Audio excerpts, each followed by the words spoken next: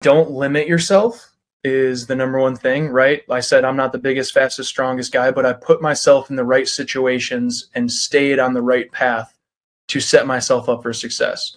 Like I mentioned, my junior, senior year, I didn't drink, I didn't party, I didn't really do anything outside of football because it was like, okay, I am a leader. I'm going to lead by example. I'm going to give this my best effort to put myself in a position to maybe go to the NFL. You are now tuning in to the Roughnecks Podcast with your host, Cole Nixon.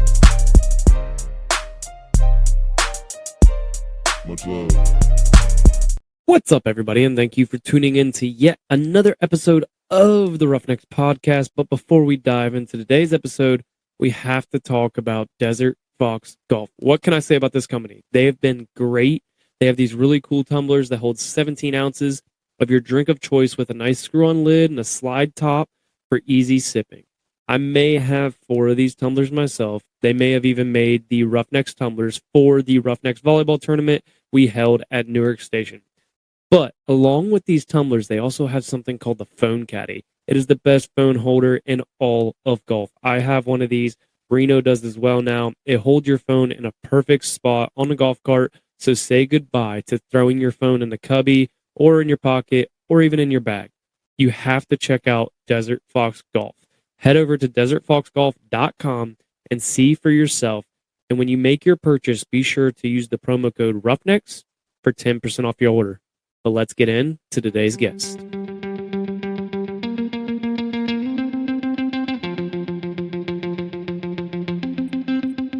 What's up, everybody, and welcome back to another episode of the Roughnecks Podcast. This is episode 200, actually. We will be releasing after the day after we recorded this, episode 199, which is Q&A Friday number 12, which was a fun one with me, Dante, and Reno. Be sure to go check that out because our significant others asked us the questions, so it was unique, to say the least, having our significant others ask me, all of us, the questions. But joining me today was a recommendation from Reno. He's been hooking me up with a few people, actually. You guys are going to be hearing a few of his ex-teammates and ex-friends and ex-roommates even in the future, including today. So without further ado, Casey, welcome to the Roughnecks Podcast. Appreciate it. Thanks for having me on. And who else did Reno suggest, or did you guys get to come on? Tomorrow, I am actually recording with Nick. Okay. So yeah, that's who I'm recording with. I've recorded with Reno, and I believe he said he was going to talk to some other guys and see just about bringing them on. But you guys have definitely a unique story. All of you guys are different, but just kind of to kick the episode off, I like to allow the guests to give a background on themselves. So tell us who you are. How long do you want me to go, or how short do you want me to be? It doesn't matter. It's entirely up to you. There you go. All right. So, Casey Pierce, born and raised in Parma, Ohio, near Cleveland. So, been in Cleveland for 27 years. The majority of my life. Went to Normandy High School in Parma, then went to Kent State University, go Flashes, and then went on to play a little bit in the NFL. NFL stands for Not For Long, if you didn't know. Now I live in Miami, Florida, or in a suburb of Miami, Florida, living the dream down here, getting to golf, 24/7, 365. So that's my story, and I'm sticking to it.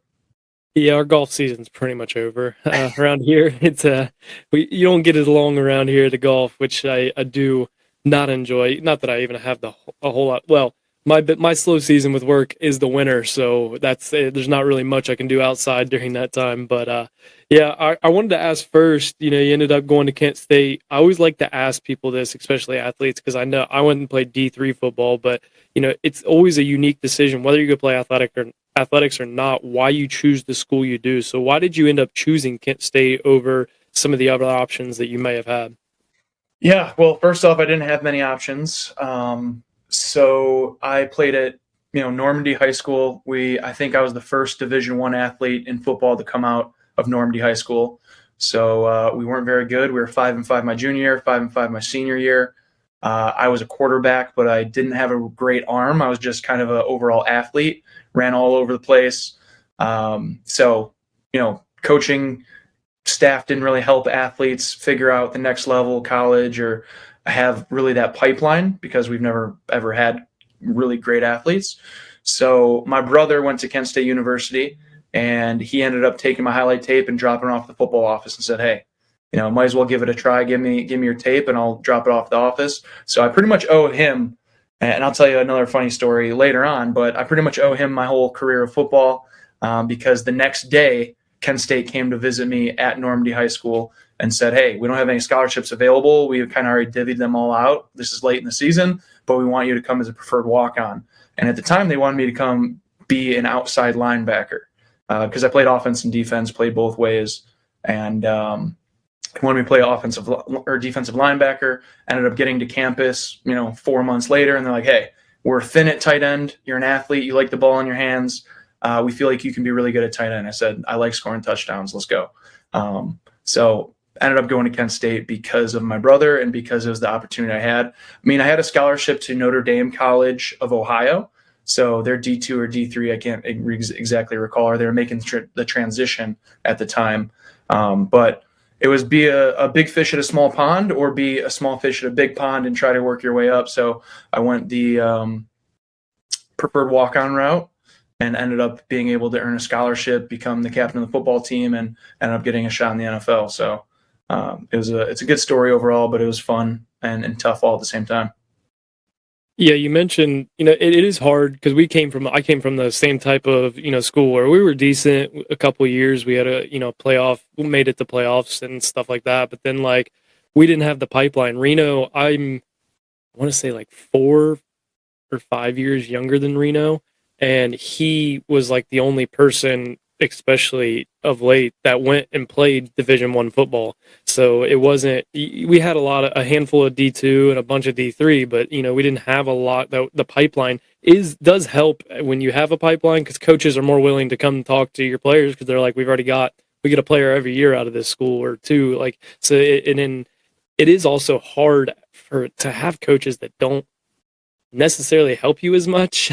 I've understand that, and not that they're bad coaches, but they're not used to it. They don't know exactly sometimes how to help you, and it does suck to have that. Was that Pataskala, Ohio? Yep. Reno? Yep. Good old Pataskala. Yeah. Me and Reno came from the same high school. He graduated, I think, my 8th grade year, so he just was gone right before I got into high school. But he played actually with my older brother, so I've seen him play in high school, and you can just tell sometimes with those players, that he puts himself at a different level in this league and that kind of stuff. So I think I watched him mainly as a freshman and sophomore. I didn't get to see him. I didn't watch him as much junior and senior. I was too busy running around the bleachers doing dumb kid things. But yeah, you ended up going for the walk-on route, which it's any opportunity is great. How is that coming in as a walk-on at a D1 college? Is it any different being a walk-on versus a scholarship player? What is that like? You know the answer to that. Don't ask silly questions, but I will expand upon it. It's far different. Same thing with being an undrafted free agent rookie in the NFL, right? If you have a scholarship, if you've been drafted, you get those certain acceptances, you get that certain treatment, the opportunities. As a undrafted free agent, as a walk-on, you have to earn every star and stripe, right? So you have to prove that you are valuable enough to the program. You have to prove that you should be there every single day. We'll probably talk about my NFL career a little bit later, but it's definitely tough. I mean, my sophomore year, I was literally looking at a crossroads. I said, does this make sense? Should I stop? Should I just enjoy college and focus on my academics and figure out my professional career? And I was at a point where I was going to say, hey, I'm done with this. And then Brian Hummer and a couple of the seniors on the team said, hey, dude, you're killing it, and you should keep doing this. And I promise if you keep grinding, you'll earn a scholarship. You'll be somebody here at Kent State. And I said, okay, well, if other people are seeing me shining and doing good work and doing good things, and the coaching staff really likes me and seems to pay attention to me, I'll stick it out. And ended up being obviously a great thing, because really caught on my redshirt sophomore and junior year, and then senior year, there's the opportunity to say, oh, wow, this guy maybe could play at the next level. So saw it through. When did you end up getting your scholarship? I got it my redshirt sophomore year. So 2.5 years off scholarship and then 2.5 years on scholarship. And I was always undersized, even in the NFL, like 1 inch too short, 10 pounds too light, a little bit slow, a little bit not strong enough, yada, yada, yada, right? I'm more of a big fullback rather than like a Y inline tight end. And I was more of a pass catcher receiver than I was an inline blocker. So those were kind of some of my deficiencies, but made up for them and being pretty good to average at everything. What was that feeling like when you got that scholarship? Knowing that all that work that you have been putting in and sticking it out, what was that feeling like of getting that scholarship and being able to have that opportunity to, save a little bit of money, essentially? Yeah. I mean, it is such a lift off your shoulders financially, just really being able to say, I did it, I've done it.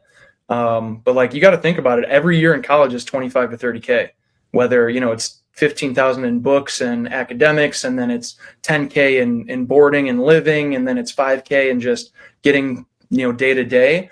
But I mean, it's anywhere between 25, 35K. And I was taking out loans. I mean, I left college. I was a scholarship athlete. I left college with $90,000 in debt, which is pretty crazy. Yep, I feel that. There's humbling and rewarding moment all at the same time. I mean, I had 3 different head coaches at Kent State University as well, so that kind of lengthened my timeline to get a scholarship. Doug Martin was my first coach. There's the coaching staff that recruited me, that wanted me, that loved me. He got fired after year 1, which was unfortunate. So then I had to prove myself to Daryl Hazel, who came from Ohio State, Big Ten coach. Everyone's like, oh, well, this guy's the real deal. So I had to prove myself to him. Ended up getting it a year later with him, and he awarded it to me. And then my third coach after 2 years of Daryl Hazel was Paul Haynes. And that's how when I, kind of blossomed and became captain and all that. Dealing with 3 different head coaches, what is that like? Because, not a lot of people, it does happen, but not a ton of people, who play college athletics go through it. I had the same coach. Like, yeah, I had a couple different position coach, but I had the same head coach all 4 years. Is it a big learning curve? Does it feel like you're almost learning new plays, or did you guys kind of keep some of the same type of style of plays? What was that like? Yeah, it's always a huge bell curve, without a doubt. I mean, there's the relationship, the culture aspect, the trust, the rapport, which is huge and important. I mean, in college football and any team sport, you have to have a real good trust and belief and rapport with your team, with your coaches. And that's always tough to build, right? And then it's recruiting. It's get my own guys in here. It's build my philosophy. It's get the buy-in from the team. So every time there's a coaching change, that's why there's some leniency on some of these coaches and say, okay, Deion Sanders, amazing coach. Look what he's done with this roster. Some said it was the worst roster in the NCAA, and look what he's done with it. Just imagine what he's going to do in the next couple of years. And, one of his quotes is, you better catch me now because I'm at my absolute worst at the moment. You guys are going to have someone to reckon with, in a couple of years, which is 100% true. I mean, with the transfer portal, he's going to get guys coming over. He's going to get offensive linemen, defensive linemen, specialists. He's doing a great job now, but give him till next year and the year after. Colorado will be a powerhouse. And everyone says, is he going to the NFL? Yeah, I just saw an interview with him. He said, I'm not built for the NFL. And I agree with that because between dealing with kids, teenagers, young adults, and actual adults that are, 26, 27, 30, 35, it's a completely different demeanor. It's a completely different respect profile. And I think he is built for, young athletes. Yeah, I keep hearing people like, "Oh, Colorado went down the drain," and I'm like, "No, look at how they did last year compared to this year. This is a major jump. Like, Right. they are competing with these teams that they're playing." And I'm like, I just keep saying the same thing. Like, in the next couple of years, he's going to be someone that we don't want to play. Like, your team does not want to play because it's going to be definitely a fight. But you guys played a lot of some of the big teams at Kent State, including like Ohio State, and I can't remember all of them off the top of my head, Yeah. but who would you say, and it may not even have been some of these big powerhouses, is the toughest team that you guys played against, in your opinion? Toughest, I believe, Army always gave us trouble just because the style of offense, the grit and the personalities and characteristics they uphold. So they're always probably the toughest, just to plan for, figure out, and feel out.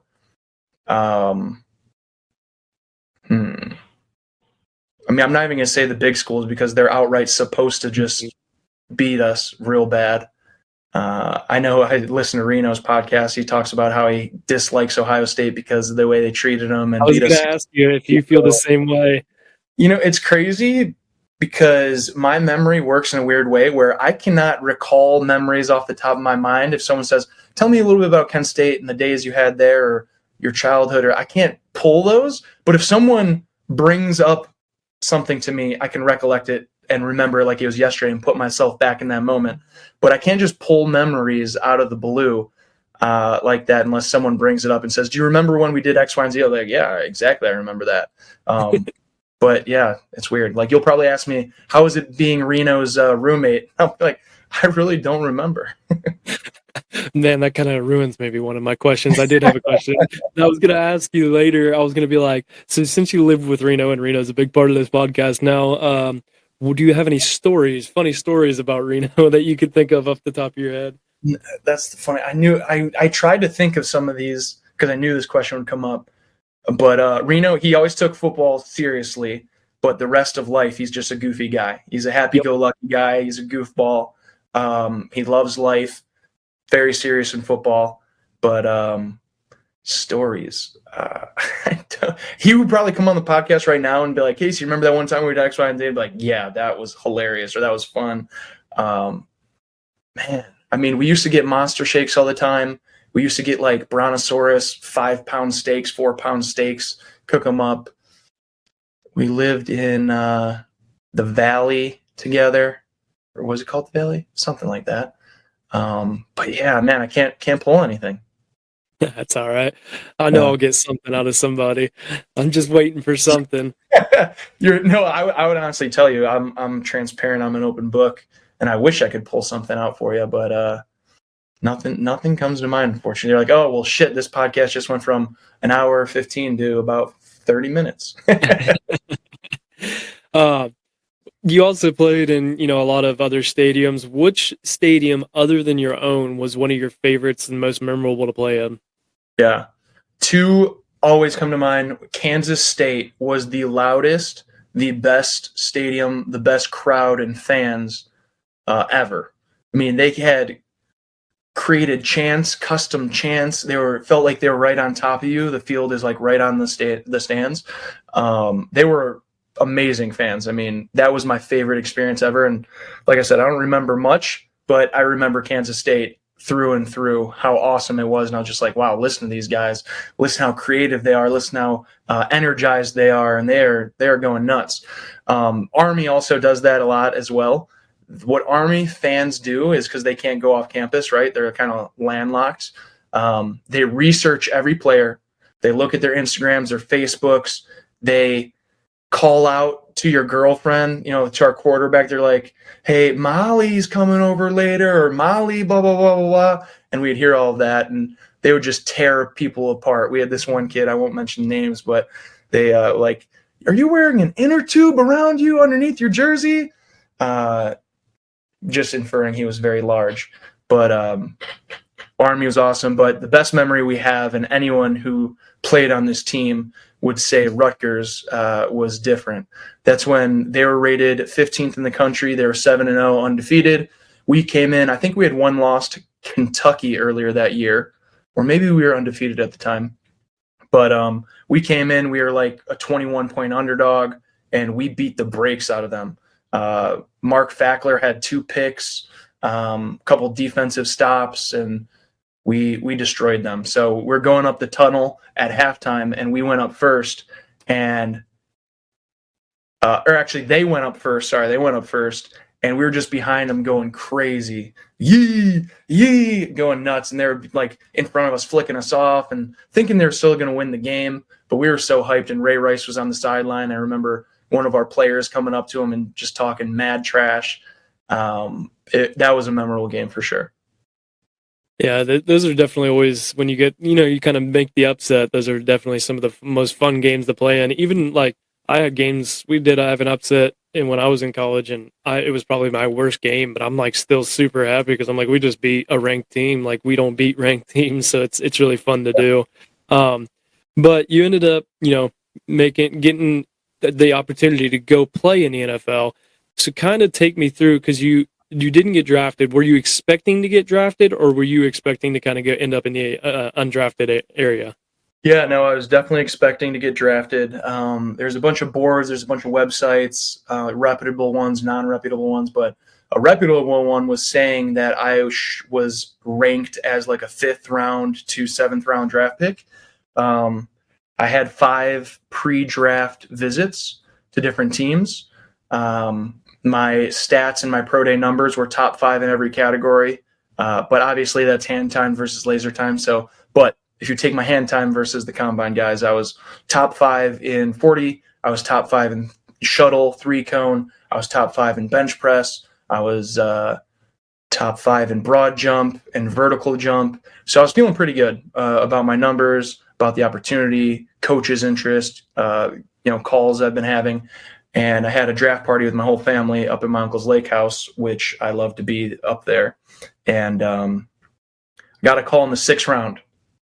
Cell phone rings. I was like, this is it. Green Bay Packers are on the board. I had a visit with the Green Bay Packers in Green Bay. I'm a Packer. This is it. This is the call. I get on the phone, and this is what they said. Casey, we absolutely love you. We think you're a great player. We go by our draft board, and we never stray away from our draft board. We have one guy slotted ahead of you right now, and unfortunately, we have to take that player. But we want you to come as an undrafted free agent and come beat him out and prove yourself and get a roster spot. I said, oh, man, you just called me to tell me that. That is unfortunate. So that kind of broke my heart, and I thought that was my draft call. But had a couple opportunities after the draft ended to pick where I wanted to go. I could have went to the Ravens, could have went to the Lions, could have went to the Packers. I believe, if I recall correctly, I could have went to Cleveland. And maybe the Raiders, I think I had some interest from. But there's only two realistic options, Green Bay or the Lions. And the Lions, I went to the Senior Bowl and played in the Senior Bowl. And the Lions tight end coach was at the Senior Bowl. I had a one-on-one meeting with him. And at the end of the draft, when you're a free agent, you look at the teams and you go, okay, where is the spot where I realistically have an opportunity to make the roster, to make practice squad, set myself up for success? Where are they thinnest at tight end? Where do they have the oldest guys who might retire, get hurt, or be out of the roster? Where do they have the most people? Where do they have the most drafted people? So looking at the Ravens, they drafted 2 tight ends, a 1st rounder and a 4th rounder. I said, okay, they're out. They're done. And I thought I was a Raven for sure. I did a pre-draft visit there. Their tight end coach came to pro day and worked me out. I was certain I was going to be a Raven until they drafted 2 tight ends. And that was the day or the moment I was like, okay, well, definitely not going there. And then I thought I was going to go to Kansas City because I had a pre-draft visit there. And then Philadelphia Eagles worked me out as well. So those were on my radar. And then Green Bay, obviously, as well. So, yeah, that's just kind of how the cards landed. But I looked at Detroit Lions roster and I said, okay, they didn't draft anybody. They have Brandon Pettigrew, who's older and is more of a blocking tight end. They have Eric Ebron, who they drafted a year or 2 before me, receiving tight end. And then they have Joe Fourier, who just got on the scene and is a receiving tight end. That was the only 3 tight ends they had on the roster. I said, okay, that 4th spot could be mine. It could be practice squad. It could be active. I just got to go prove myself. So I went to the Detroit Lions, and it all worked out where I didn't get active 53, but I was on the roster on the practice squad the entire season and was doing really well. Like I said, I'm pretty good at everything. I was never blocking any 300-pound D-end or like Ziggy Ansah was who I was lining up against every single day. And that's when he was a madman. I mean, he was like defensive end of the year in the NFL that year, had 17, 16 sacks or something like that. But yeah, so decided to go to Detroit and it all worked out. I met my wife there. Was there anywhere that you taking everything out of the equation? Was there one team that you specifically would have loved to go to, or were you just hoping for any opportunity that you could get? Definitely any opportunity. I did not have a bias whatsoever. Anyone who wants me a part of their organization, anyone who wants to pay me to play football, I'm in. Obviously, a hometown guy. I want to go to the Cleveland Browns without a doubt. But they drafted a tight end and they drafted a fullback tight end.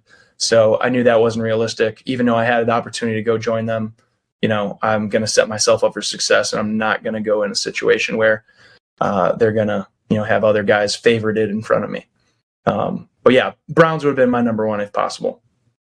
I really like how you actually like took the time to like look at the rosters. That's a really and that's not just in like getting drafted into the NFL. Like that's a lot of things you should do with, work and that kind of anything in life really. Look at what they have. Like, are you just applying for a spot that they kind of already have filled? So you might not, it's a very good way to look at it of seeing what they have. Are they older? Are like the Ravens drafting 2 tight ends? It wouldn't have made sense for you to go there. Like it would have decreased your chances of making the active or making it to the starting lineup, that kind of stuff. And it's just a good way to look at it. You also talked about the pre-draft visits. What are those pre-draft visits? Because a lot of people, I feel like, don't know what those are like. It's just something that you don't really get to see a lot of, I feel like through social media and that kind of stuff. So kind of tell us what a pre-draft visit is. Yeah, so they fly you in, and then you go to the facility for probably 3 hours, I would say. You meet with their training staff. They assess your body. They do some diagnosis on you. They measure your body fat, just make sure you're healthy, do some stretching things and see how you're working and how you're operating. Walk around the facility, get familiar with it, get excited about it. And then you meet with all the coaches, right? It's from the offensive coordinator to the tight end coach to the head coach. All of the above, walk through the locker room, they walk me right by Travis Kelce's locker and, all of that. So it's just get a holistic view of the organization and then try to impress the coaches. And what they do is they, try to break you down mentally in terms of like, okay, this is the play, this is the scheme. What do you do? When Philly worked me out, there was like a whiteboard session, a play session where he walked me through some of their schemes. I walked him through some of my schemes. And then we went out to the field where I ran routes, and he would shout out a number, a symbol, a play call, and I would have to react on the fly, on the dot, and get it correct, which is definitely tough. The Patriots came and visited me as well, Nick Caserio, who right now is the GM for the Houston Texans. He walked me, did all these play concepts, and it really depends on what university or what organization you're at, how deep they go in the why, right? This is why we're doing it. This is how we're doing it. This is the rhyme or reason because. So the more you know, the more lethal you are. Like, do you understand coverages? Do you understand what the defense is trying to do? Do you understand what we're trying to do? And I think the more the athlete can understand, the more lethal they can be. A lot of people are just out there kind of banking on their talent and athleticism. And there's other guys like Travis Kelce. The announcers always talk about it. Travis Kelce is not the most athletic tight end, most athletic person that the NFL has seen. Travis Kelce has a great feel and a great mind, a great rapport with Patrick Mahomes, where they're running their own plays. Like, he's going out there and he might have a post route, but he might run his post and then just sit down in the middle of the defense because it's cover 2 and it's wide open, and Patrick Mahomes is just going to react off of that.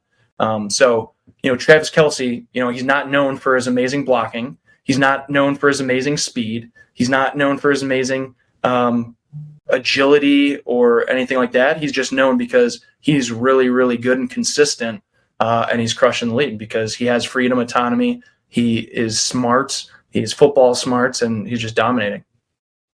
Did playing quarterback and also playing defense help you with tight end and being able to recognize that kind of stuff that you're talking about?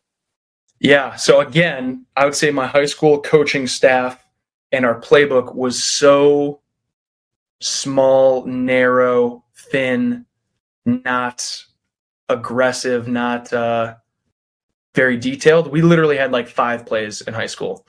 Did you have the same wake-up call that I had when I got to college and they started going through the playbook and you're like, wait, we run more than 2 coverages?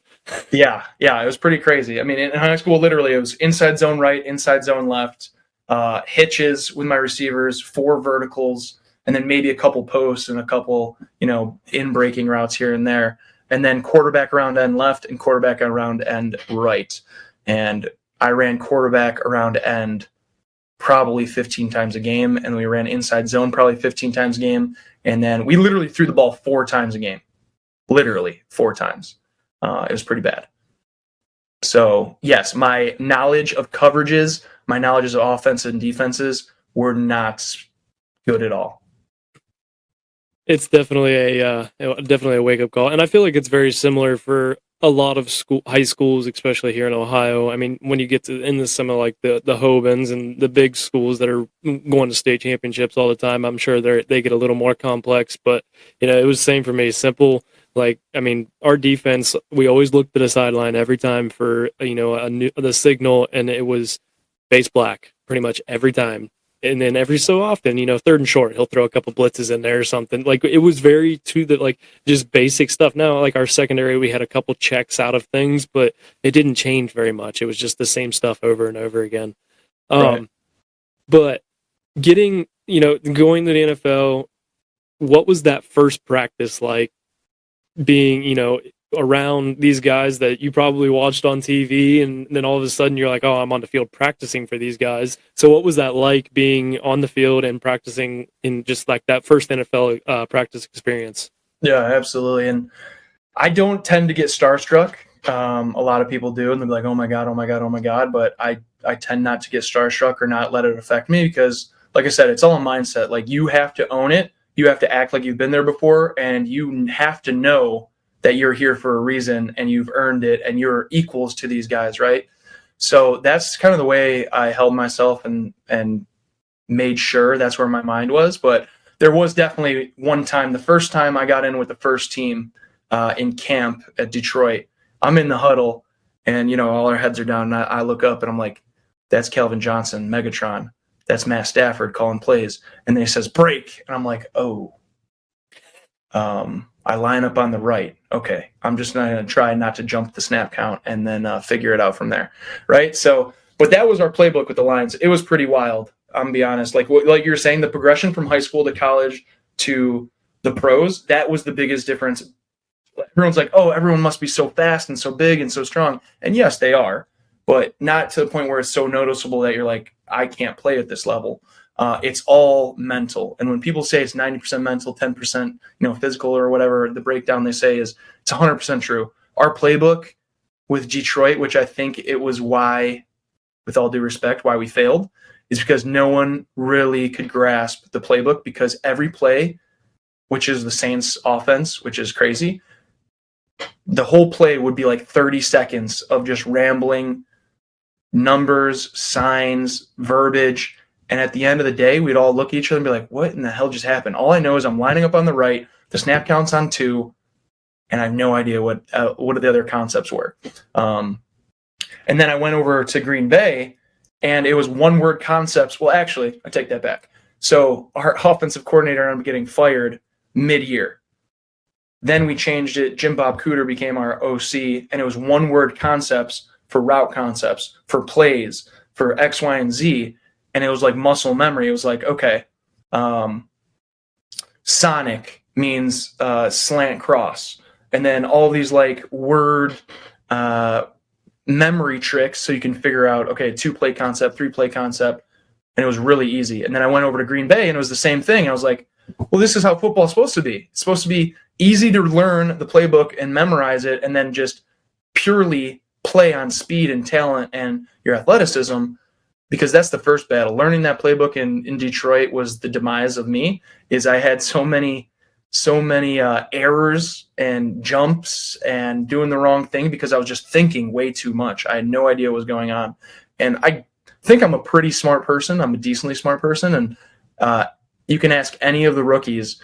I was in my playbook more than anyone. They'd be like, Casey, you're in the playbook still? You're studying, blah, blah, blah, blah. And I was like, yeah, dude, I got to get this down, because tight end is the hardest position in football outside of quarterback, mentally, and then athletically, cornerback for sure. But as a tight end, you have to know what the blocking scheme is, what the O-linemen are doing. You have to know what the running back behind you is doing, what linebacker are they taking, what DN are they taking. You have to know the route concepts, where the receiver's going, how do I integrate with them. You literally need to know everything the quarterback knows, and then the checks and the alter, all the different things, tight end is a monster of a position to learn. Yeah, definitely would be. And like, that's what people are always think they're just big dummies, the big tight end like Gronk and Kelsey and all them. And it's like, no, they're not. Like, yes, they may be a little dumb at times, but they are very smart on the football field. Like they do have to understand what everybody is doing. Because even if it's, a pass play, you still have to know where all, like you talked about, all the different components. Pretty much the only job that you don't have to know is what the quarterback's doing, essentially. I mean, but then you can figure that out when you're out in the field. You have to understand where everybody's at, what everybody's doing, and to be able to grasp the whole play. And it would make it hard, I feel like, to have like these big, long, drawn out 30-second play calls. Like, make it short and simple. Like, we're football players. We need things simple. Absolutely.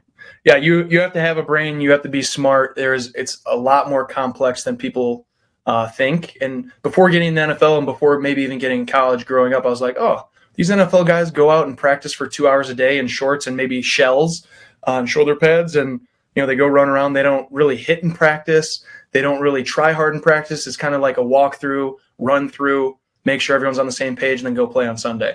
Not the case whatsoever. I was there at 5:30 a.m. every single day. I was there till 8:30 p.m. every single day, busting my ass. It is more than a full-time job.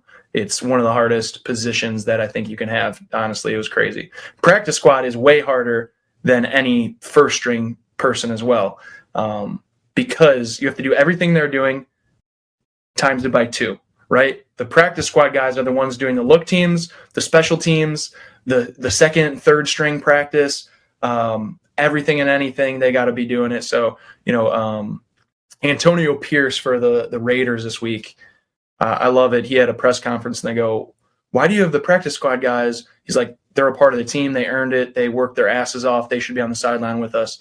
They've earned their jersey. They've earned the opportunity to be here. And I 100% agree. Practice squad is the hardest position in the NFL. Yeah, you kind of like it always blew my mind, especially too, like where we would have kids in college, and I don't know if it was the same way at Kent State, where you'd have kids in college where they're not the starters, they're not the backups, and like the first team defense would be out there, or the first team offense, and they like wouldn't go out for scout team, and you're like, there was times like I'd run out for scout team, and my like defensive coordinator would be like, "What are you doing?" I'm like, "Nobody else is running out, and I know you guys are gonna get pissed if no one's out here, so I'm just gonna stand here." And he'd look over the sideline, call somebody, and be like, "Get in." But like, it just blew my mind. Like, I feel like, and I don't know if you can attest to this, working your ass off in the scout team or just running out there for scout special teams and that kind of stuff, that's the best way to like show yourself, improve yourself. 100%. Yeah, if you're not the guy, you have to figure out a way to stand out, right? So all of our coaches would always, from college all the way to the NFL, run through the line, always finish. So in the NFL, our special teams coordinator, would always say, your ass better be running full speed through that end zone, 100 yards down the field, or, you're not going to be on my team. So, that's the type of mentality I think everyone should have in their regular normal lives, is do everything 100%. Don't half-ass. That's something my dad always taught me, is, never half-ass anything you do. And then if you do half-ass, expect the results that you gave. Like, what effort you gave, you deserve those results. So you might as well just put everything into it and then get what you get out of it. But who is your favorite, NFL teammate that you can speak of that you think, like, who is somebody that you looked up to or somebody that helped you out a lot? Like, did you have a favorite NFL teammate? My favorite NFL teammates were in my wedding. They were my roommates. They were rookies with me. Michael Burton, he's fullback, still in the NFL today for the Denver Broncos. And then Zach Zenner, who was the running back, undrafted. Burton was drafted in the 5th round. Zenner was an undrafted free agent from North Dakota State Jackrabbits. So us three were inseparable, right? We held all of ourselves to a standard. We did all the right things. And we were kind of if you saw one of us, you saw all of us. We were always in the training room. We were always in the weight room. We were always in the cold tubs, the hot tubs. We weren't doing anything extracurricular outside of football. I mean, we were as straight and narrow as you could possibly be. And Burton is the main reason, but we were all committed. But Burton, I mean, he's like a church boy. He doesn't do anything wrong. What was training camp like? Is it very similar to college, or is it completely different? Is one harder than the other? Which one, like, what it was NFL training camp like? It's brutal. I mean, it's long. Like I said, 5:30 to 8:30 every single day. We were doing 2-a-days, whether both practices were in pads or not in pads. But the most grueling thing is the meetings, right? Like, we would watch film for 3 hours a day as a tight end room or as position groups. We would have group meetings for 3 hours a day. We would practice for 4 or 5 hours a day. And then we would lift in the morning or the afternoon. And then we'd have to get treatment, get our body right, have meals in between. So it was a grueling day. I mean, it was tough. And every single day, someone got cut. Every single day. If you had a bad practice, you look over your shoulder and today's my day. It is what it is. I'm getting cut today. And anyone who wasn't drafted in the top 5 rounds, that's how they feel every single day. The NFL is a stressful place. It's a tough place. I had a teammate get cut every single day, whether you were well-known, not well-known. And I was lucky and honored to be one of the guys on the team that never got cut in the first year. I got cut after training camp to get signed to the practice squad, but I was never cut once through the season. The only reason I didn't get to extend my run with the Detroit Lions is our GM got fired. And in return, everyone got fired, right? Because if you're a GM and you bring in a free agent, it better be your free agent that makes that roster and gets found, yada, yada, yada. So every GM kind of wants to build out their own roster their own way. So I got cut the day we got a new GM. Man, that'd be tough, I feel like, to turn and look and like each day somebody else is gone. That'd be definitely and then that would be that adds to the stress of you already trying to figure out the playbook and figure all that stuff out while trying to prove yourself, and also worrying about not messing up because you're afraid that you could be the next guy that's gone. Like that, man, that would be definitely stressful. I can understand that. But so you ended up going. Did you prefer the Lions over the Green Bay Packers, or vice versa? Did you prefer one or the other, or which one did you prefer, or was it kind of just mutual, like the same? Yeah, I definitely prefer the Green Bay Packers. I was proud that the Lions wanted me, and I went there, and that was my team that gave me the shot. But with the coaching staff, with all the changes, with kind of the losing culture, they haven't won up until this year. It's definitely real. And, the roster and things like that, built a lot of great relationships, really enjoyed Detroit as a whole. But, everything was just better in Green Bay. I felt like the staff was better. The playbook was easier and better. They had a winning mentality. They gave us free 2 massages every single week, which was phenomenal and great. The training staff, the weight training staff, didn't tax your body out all the time. They treated you like men, and so did Coach Caldwell. He was definitely my favorite coach by far. Coach Caldwell was the man, and when he got fired, everyone was real mad and real bummed out.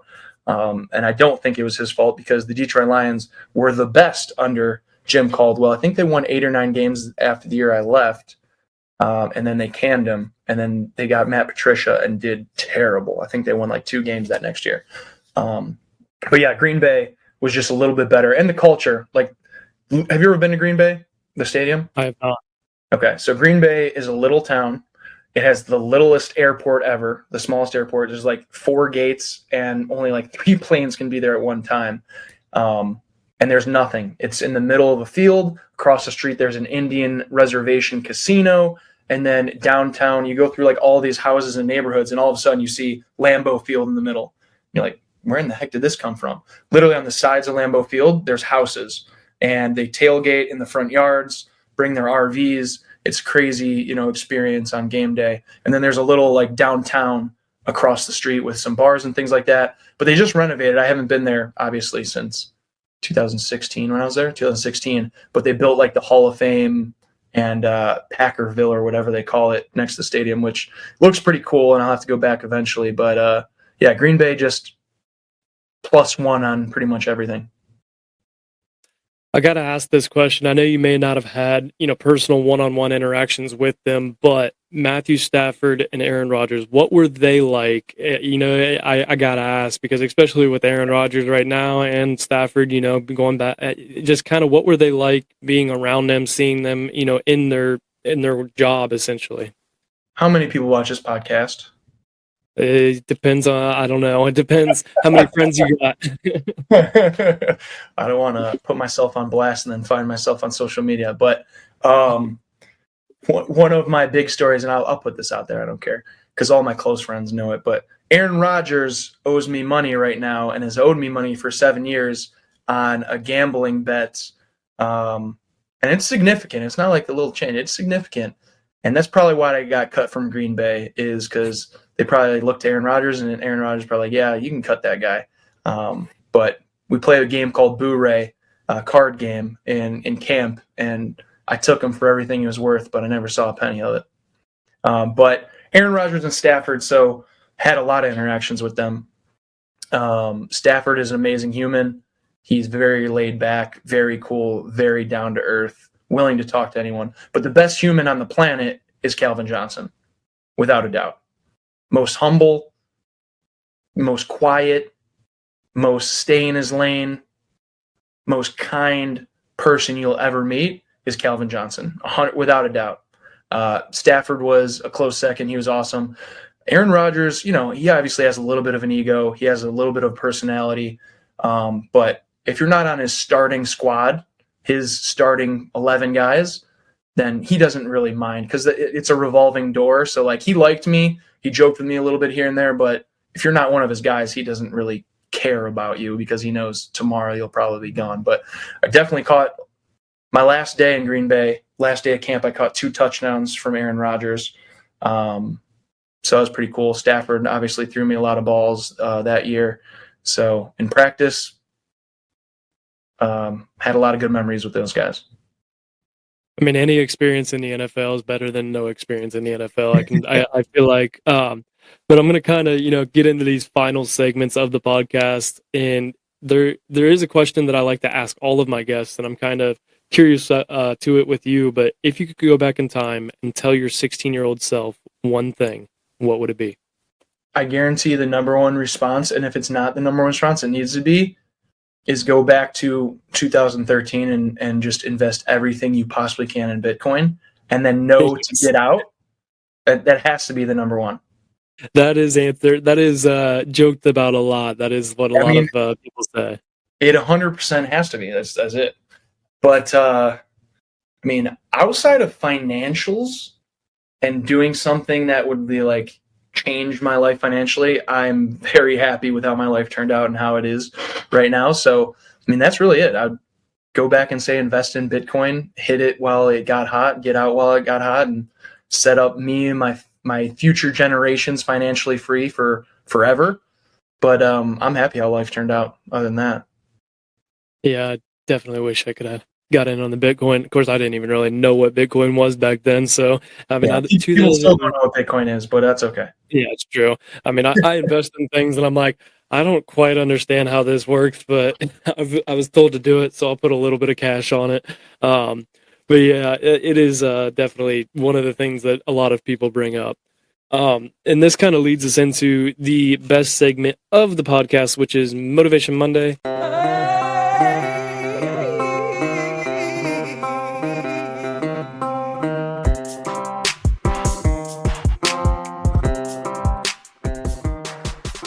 Motivation Monday is the point in the episode where I allow the guests to give the Roughnecks listeners a little inspirational bump to set the tone for their week as they listen on Monday morning. So what do you got for Motivation Monday?